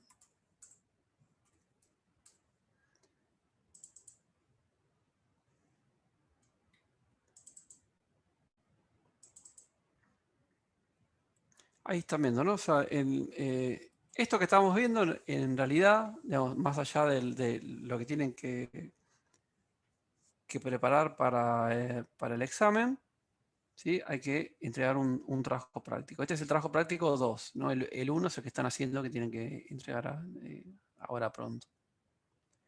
En el trabajo práctico 2, yo les pido que trabajen con un modelo multivariado, ¿no? ¿Cuál es ese modelo multivariado? Bueno, la idea es hacer un modelo para Argentina, ¿sí? Un modelo para Argentina que explique la inflación en la Argentina. ¿Sí? O sea, uno puede pensar, bueno, hay muchas causas que determinan la inflación, ¿no? Y hay algunos que van a decir, no, la inflación básicamente es explicada por la emisión monetaria. Otros van a decir, no, la inflación es explicada por el tipo de cambio. Otros van a decir, no, la inflación es explicada por los costos salariales. Bueno, depende. O sea, en realidad depende de con quién hablen y depende digamos, dónde estudió y en qué relevancia le da a cada variable, va a decir una cosa o va a decir otra, ¿no? Hay algunos, digamos, fundamentalistas que dicen, no, es solamente explicado por esto. Otros que dicen, bueno, mirá, o sea, el gran candidato es obviamente la emisión monetaria. No, pero hay otro que dice, mira, la emisión monetaria es endógena, en realidad los causantes reales son desbalances fiscales o desbalances de la cuenta corriente de las cuentas externas, o sea, bueno, o sea, puede haber mucho para escribir sobre esto y sobre todo es como que es un tema que nos preocupa. En la Argentina eh, es lo que, digamos, eh, lo que más nos preocupa a nosotros, ¿no? O sea, entonces, el trabajo práctico 2 tiene que ver con eso. Tiene que ver con usar esto que nosotros estamos usando para Argentina, ¿no? Y yo les pido que lo modelen como un sistema multivariado, que tenga 5 variables en realidad. Yo puse 5 variables porque son las que, digamos, los grandes candidatos, pero esto se podría extender, ¿no? Que tenga producto. Para el producto vamos a usar lo que se llama el EMAE, que es un índice de producción, que es algo así como el PBI, pero con una periodicidad mensual. El IPC, ¿sí? El IPC Index, que tenemos datos hasta, bueno, acá en realidad, bueno, esto quedó, o sea, acá puse hasta marzo 2021, ¿no? Entonces lo vamos a estimar hasta marzo, hasta el dato de marzo 2021 que lo tenemos, y también vamos a tener el dato de abril ahora, no sé, en un par de días, no sé cuándo es, creo que el 10, por ejemplo, el lunes, ¿no? Pero hasta ahora ya tienen hasta marzo seguro. Entonces, del 2016 hasta marzo, digamos, con la nueva serie del INDEC, post-reforma del INDEC, tienen todos estos datos, entonces tienen IPC INDEC. Tipo de cambio, M2, que es un agregado monetario el más usado. Y acá puse también una serie de salarios. Entonces la idea es, tenemos 5 variables. Con estas 5 variables, que ustedes trabajen con todo esto que venimos viendo. O sea, que modelen esto como si fuera un bar, con 5 variables. De hecho, la primera parte, ¿sí? O sea, esto es para entregar al final. Hay algunas cosas que pueden hacer ahora, otras cosas que no, que se van a ir, digamos, sumando después. Pero hay una parte que tiene que ver con lo que ya pueden hacer, que es estimar un modelo bar en diferencias. ¿Sí? ¿Por qué en diferencias? Porque yo quiero que sea estacionario. Con lo que estamos trabajando a hoy es modelos solo estacionarios. Entonces yo les pido que se bajen las series, que preparen las series, que las tengan para que funcione en Stata y si quieren ya pueden empezar a correr un modelo bar.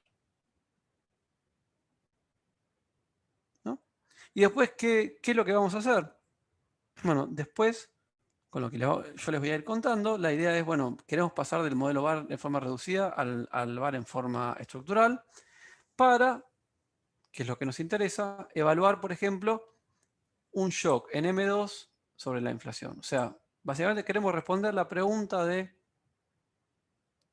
cuando se emite más y el M2 aumenta en un 2%, ¿cuánto aumentan los precios? ¿No? O sea, es algo así como respondiendo la pregunta de cuánto de la emisión se traslada a precios y por qué, digamos. Obviamente después nos gustaría ver por qué. ¿Sí? Bueno, hagamos otra pausa, ¿sí? Retomamos a las 6 y ahí vamos con la última parte, más corta, de lo que venimos haciendo ahora.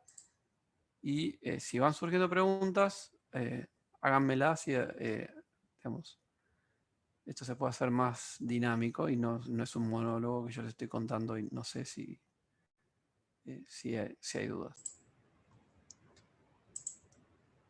Vamos a ver algo esencial para esto que venimos viendo, ¿no? Que es lo que se llama, bueno, primero un par de definiciones, ¿no? O sea, bien esquemáticas. Vamos a llamar que las variables están predeterminadas, o sea, una variable es it, está predeterminada para zt si b12 es igual a 0. Acuérdense que en el modelo estructural nosotros teníamos it es igual a una constante y lo que era importante es que tenemos b12zt. ¿No? Y después tenemos los rezagos, o sea, tenemos otras cosas acá. La idea de predeterminación, ¿sí? Es que básicamente como el nombre lo indica, es algo así como que se determinó antes. O sea, predeterminación lo que dice es que lo que pase con ZT hoy no me va a afectar lo que pase con IT. No, o sea, predeterminación en este contexto significa esto. Y podemos verlo al revés, ¿no? ZT está predeterminada para IT si el otro coeficiente es igual a 0. Predeterminación tiene que ver con las relaciones contemporáneas entre las variables del modelo estructural. Y por otro lado, también podemos tener la idea de exogeneidad. O sea, ¿qué significa exogeneidad en este contexto? Significa que la variable IT, ¿sí?, no se ve afectada ni contemporáneamente, ni con sus rezagos con respecto a ZT. ¿Sí? Entonces nosotros podemos como ir armando distintas características, distintas configuraciones de las variables. Podemos decir que es predeterminada, que es exógena, ¿sí? Y eso después nos va a ayudar para cuando tengamos que ver la relación entre los modelos en forma reducida y en forma estructural. Pero hay una definición más importante que se llama la causalidad de Granger. ¿Sí? Un segundo.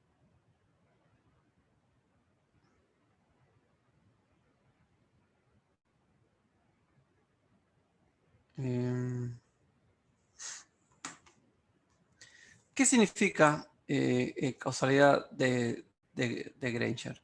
Bueno, básicamente lo que analiza es ver si hay causalidad, pero una causalidad muy limitada, en realidad. Muchas veces se confunde la idea de causalidad que uno estudia, por ejemplo, en econometría 1, donde lo que quiere ver es, uno tiene un cambio exógeno en una variable, ¿no? Si eso provoca un determinado causa, determinado efecto sobre la otra. Y esta causalidad, en realidad, que le vamos a llamar con el nombre causalidad de Granger, es algo muy particular. ¿Sí? Lo que queremos ver es si los rezagos de una variable afectan a otra variable, ¿no? Entonces, en el modelo de dos variables, ¿no? Que tenemos IT y ZT. ¿Sí? Vamos a decir que IT no causa ZT en el sentido de Granger, y siempre hay que decir ese mote, en el sentido de Granger, porque no es una causalidad de otro tipo, sino es una causalidad bastante limitada. Si todos los coeficientes que vienen de los rezagos son iguales a 0. ¿No? Ahora, estamos hablando de los coeficientes en realidad que se corresponden a la forma reducida. ¿No? O sea, por ejemplo, esto yo justo lo había escrito acá. ¿No? Teníamos acá escrito el modelo en forma reducida, donde IT era afectado por IT-1 y ZT-1, y ZT era afectado por IT-1 y ZT-1. ¿No?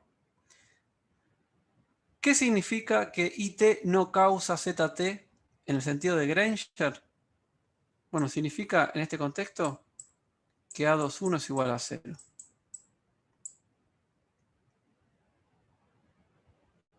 ¿Qué significa que ZT no causa en el sentido de Granger a IT?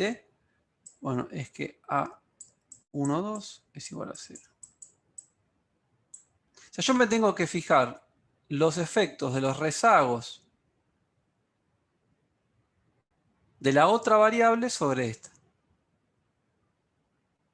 En realidad, llamamos los efectos cruzados, ¿no? O sea, si yo quiero ver si ZT causa IT, tengo que fijarme si ZT-1 afecta IT.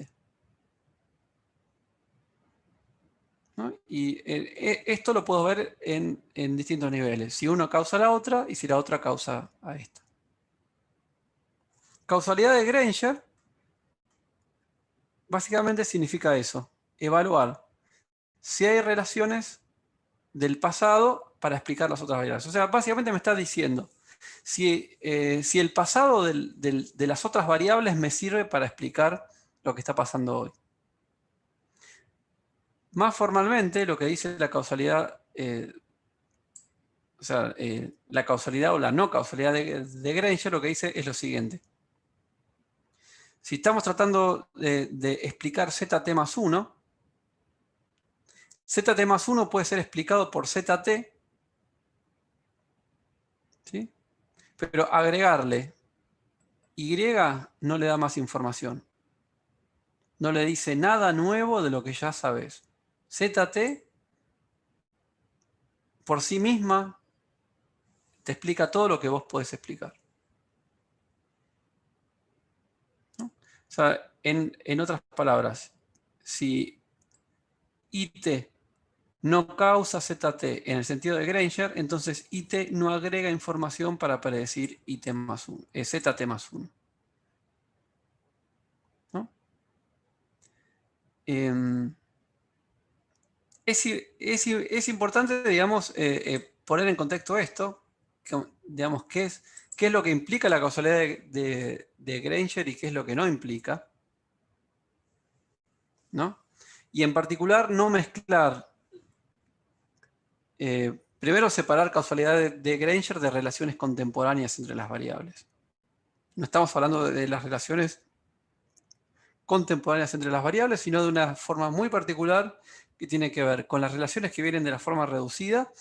Y si los rezagos en la forma reducida me afectan los comportamientos de las variables.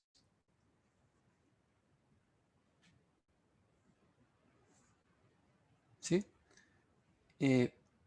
Pero, ¿qué pasa? Muchas veces, ¿sí? Digamos, lo único que tenemos para analizar relaciones entre las variables. O sea, por más que no es lo que nosotros quisiéramos y que no implica que las variables no están relacionadas, por ejemplo, en términos contemporáneos, lo único que podemos analizar, por lo menos en un principio, es la relación de causalidad en el sentido de Granger. Y nos da ciertas indicaciones de si las variables están o no relacionadas. ¿Sí? Voy a pasar a Stat.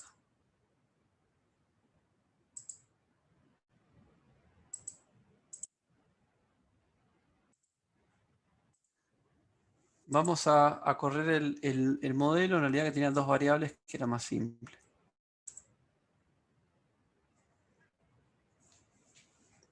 ¿Qué es lo que yo tengo que buscar para analizar la causalidad en el sentido de Granger?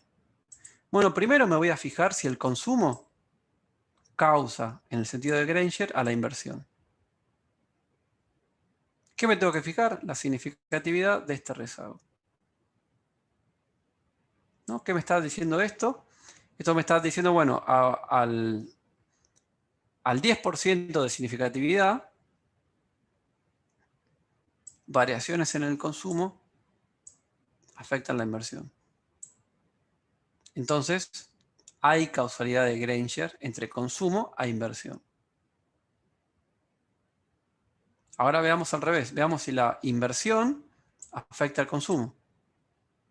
O sea, en realidad, si el rezago de la inversión afecta el consumo. ¿Y qué me dice esto? Esto me dice, no hay relación de causalidad de Granger entre inversión y consumo. ¿Sí? Ahora, este modelo yo lo puedo correr, por ejemplo, para con más rezagos, ¿no?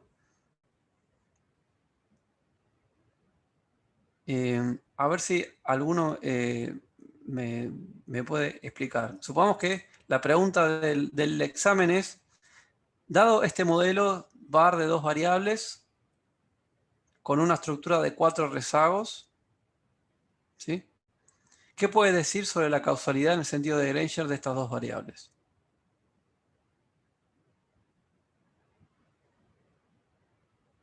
A ver si alguno se anima a responder. Que depende de qué rezago estés viendo.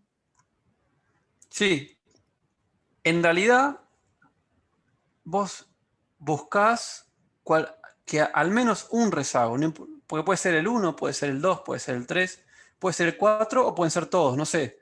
Vos buscás que al menos uno sea significativo. ¿Y qué te parece en este caso? Por ejemplo, si la pregunta es si el consumo causa en el sentido de Granger a la inversión. Y los p-valores son muy altos, así que te diría que no. Que no, claro. O sea, simplemente te fijas la significatividad, ¿no? Como decís, y mira, ninguno es significativo, acá no hay nada, básicamente. ¿Sí? Es que en realidad depende de... porque acá básicamente tenemos como muchas variables, es una regresión básicamente con bastantes variables, capaz puede ser que se está poniendo significatividad, eso no lo sabemos. ¿Sí? Pero esto indicaría que no hay. Y fíjense al revés, quiero ver si la inversión causa el consumo, ¿no? Y bueno, acá hay uno que es significativo. Entonces, esto me da a sospechar que puede ser que la inversión cause, en el sentido de Granger, al consumo. ¿Sí? Ahora fíjense que cambia de acuerdo al modelo, ¿no? En este modelo tengo una respuesta, en este modelo que tiene un solo lag tenía otra respuesta. Es algo que va a pasar. Ahora, en realidad, propiamente dicho, o sea, yo me tengo que fijar en lo que se llama una hipótesis conjunta. O sea, acá tengo 4 coeficientes, ¿no? Y yo en la hipótesis nula los 4 son 0. En la hipótesis alternativa, al menos 1 no es 0. ¿no? Es la diferencia entre una hipótesis simple y una hipótesis conjunta, o múltiple en realidad. Entonces, yo lo que debería implementar, ¿sí? En realidad relacionado con lo que estamos hablando, es yo debería implementar un contraste que chequee conjuntamente que todos los coeficientes son ceros versus la alternativa que al menos uno de los coeficientes no es cero. Y la significatividad tiene que salir de ese contraste de hipótesis múltiples. Hay un comando que se corre después de estimar el var, que es el var, uno pone var Granger, y lo que hace es justamente chequear por la significatividad conjunta, ¿no? O sea, por ejemplo, acá chequea por la causalidad de Granger y lo que hace es, bueno, para la ecuación de la inversión quiere ver si consumo afecta a inversión. Acá, como hay dos variables, hay una sola forma de evaluar la significatividad de Granger. Cuando tengamos más, vamos a ver que uno puede tener distintos tipos de causalidad de Granger. Acá lo que dice es, el consumo no afecta a la inversión. O sea, la hipótesis nula es que todos los coeficientes son cero. No puedo rechazar la hipótesis nula. El p-valor es demasiado alto. Entonces, consumo no afecta a inversión y fíjense, inversión no afecta a consumo.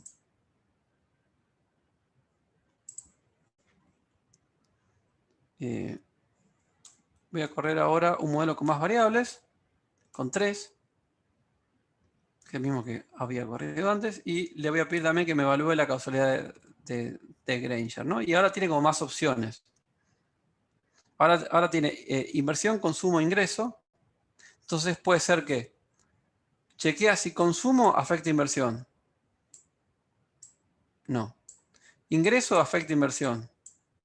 No. ¿No? Y después acá cuando dice all es consumo e ingreso, quiere ver si afecta inversión. Y tampoco le da. Pero después ahora puede, por ejemplo, ver si inversión afecta a consumo. La respuesta es no. Ingreso afecta a consumo. Sí. ¿No? Esto es básicamente evidencia en favor de una hipótesis más keynesiana del consumo. ¿Qué es lo que determina el consumo? El ingreso.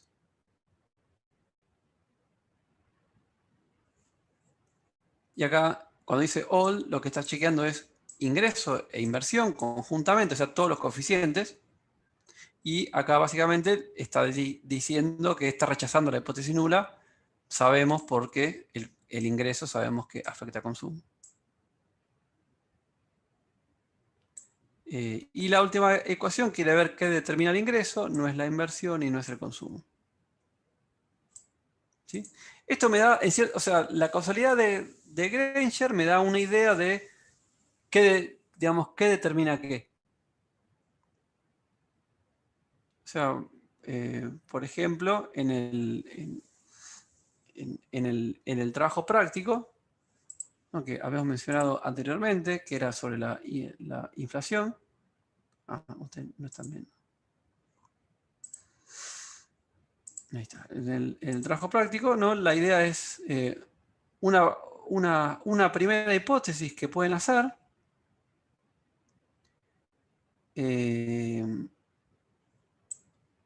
Como dice acá, evalúe la causalidad en el sentido de Granger.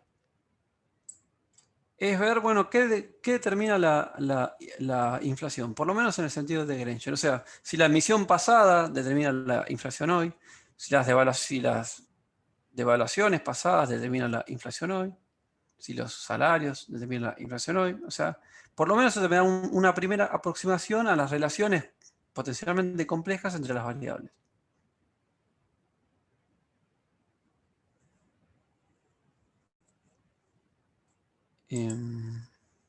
Bueno. ¿Alguna pregunta? ¿No? Hoy vimos bastantes cosas, que es estos modelos VAR, ¿sí? Que son muy usados en términos prácticos para macro, para finanzas y para muchas otras áreas de la economía también.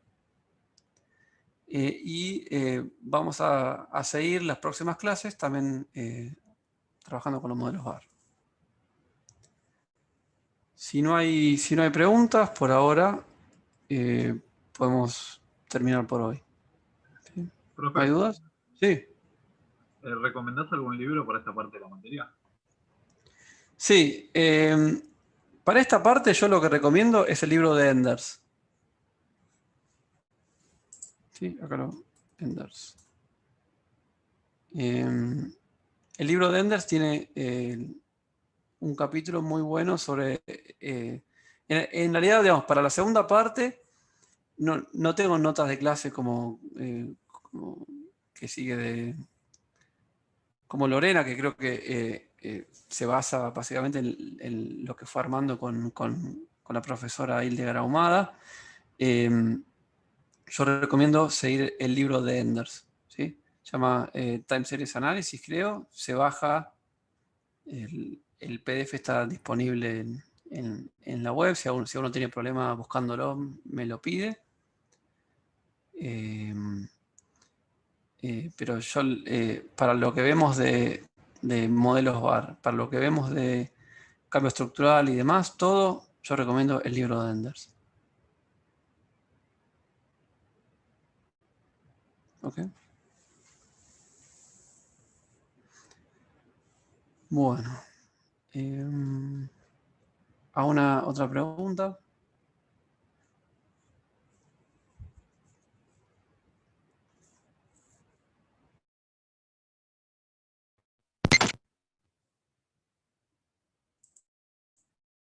¿No? Entonces, cortamos acá y la clase, el miércoles que viene tienen clase práctica y el jueves que viene conmigo seguimos con esta diapositiva que estamos viendo ahora. ¿Okay? Bueno, que tengan buen día. En realidad, buenas noches. Nos vemos. Chao, profe, gracias. Hasta luego. Profe. Chao, profe. Gracias.